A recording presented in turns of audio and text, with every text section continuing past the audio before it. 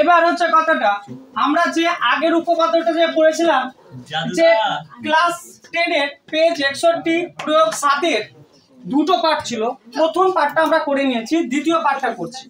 বলতে কি 10 সেমি দৈর্ঘ্য বিশিষ্ট ব্যাসার্ধ বিশিষ্ট একটা বৃত্তের দুটি সমান্তরাল জ্যায়ের দৈর্ঘ্য 16 সেন্টিমিটার এবং 12 সেন্টিমিটার।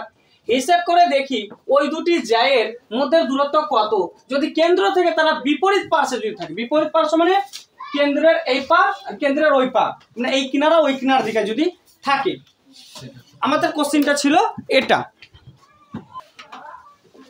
এবার আমরা কি একটা প্রদত্ত আঁকতে হবে কোশ্চেন অনুসারে। এবার বলছে আমি একটা ও কেন্দ্র দিয়ে বৃত্ত আঁকি, কেন্দ্রের বিপরীত পাশে দুটো জ্যাও আঁকি। একটা কেন্দ্র দিয়ে বৃত্ত এঁকেছি, তারপরে এটা এটা কি এঁকেছি, দেখ ভালো করে দেখবে, খুবই ভালো করে দেখবে এটা। যে প্রথমে ও কেন্দ্র দিয়ে কি করেছি, আগে প্রথমে কি করেছি, প্রথমে কি আছে একটা বৃত্ত এঁকেছি, তারপরে কেন্দ্রের বিপরীত পাশে দুটো জ্যা এঁকেছি। তাহলে এটা জ্যা আর এটা জ্যা এঁকেছি। তারপরে কি জ্যায়ের নাম হলো, নামটা দিয়েছি এ বি সি ডি দিয়েছি। এরা কি আছে, সমান্তরাল আছে, তাহলে আমি সমান্তরাল চিহ্ন দিয়েছি। আচ্ছা, দুটি ব্যাসের ব্যাসার্ধ তৈরি হবে, তাহলে এখানে দুটো ব্যাসার্ধ আমরা পাবো। একটা কি এটা ব্যাসার্ধ পাবো আর একটা ব্যাসার্ধ, মানে ও এ ব্যাসার্ধ পাবো, ও সি পাবো। আর প্রত্যেকটা ব্যাসার্ধের দৈর্ঘ্য আমার কি বলে দিয়েছে, 10 সেন্টিমিটার করে আছে। এবার বলছে এ বি জ্যাটার দৈর্ঘ্য কত আছে, 16 সেন্টিমিটার, আর সিডি জ্যাটার দৈর্ঘ্য কত আছে, 12 সেন্টিমিটার আছে। এটা আমার প্রশ্ন অনুসারে বের করা হলো। এবার আমাকে অ্যান্সারটা কি বের করতে হবে, যেটা প্রমাণ্য বলে থাকি আমরা। বলছে এই দাগটা মানে এই জ্যাটার মধ্যের দূরত্ব কত সেটা আমাকে বের করতে হবে। এবার আমার এই ছবিটা দিয়ে আমার কোনো মতেই সম্ভব না যে আমি এটা প্রমাণ করতে পারি। তার জন্য আমাকে কি করতে হবে, কিছু দাগ টানতে হবে, মানে অঙ্কন করতে হবে।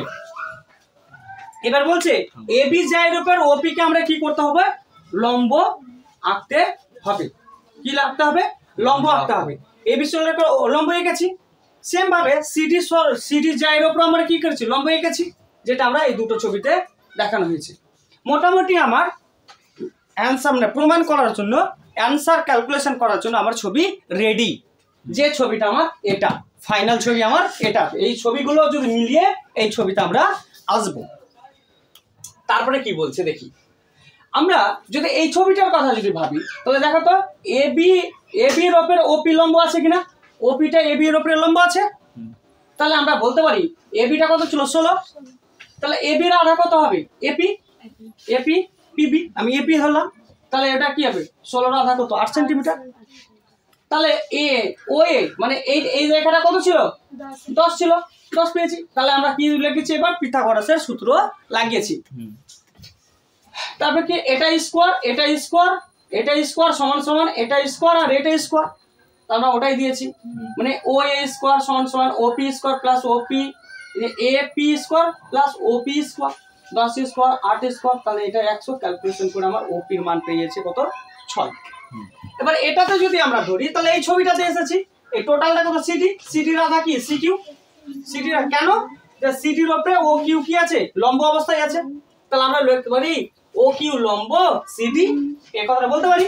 তাহলে আমরা সিডি যদি 12 হয়, তাহলে সি কিউ কত হবে, যেহেতু অর্ধেক হবে, তাহলে 6 হলো। তাহলে এবার পিথাগোরাসের সূত্র আবার এখানে লাগিয়েছি। পিথাগোরাসের সূত্র লাগিয়ে আমরা এই দাগটা আমরা কত পেয়েছি, কিউ। তাহলে এই দাগটা আমরা কত পেয়েছি, অ্যানসারে এই দাগটা পেয়েছি 8 আর এটা পেয়েছি 6।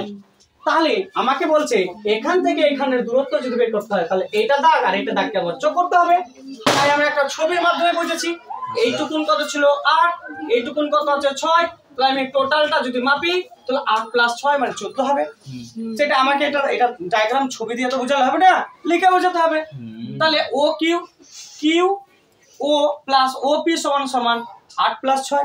তাহলে আমরা বলতে পারি পুরোটা নাম কি, ওপি। তাহলে ওপি সমান কি আমার 14।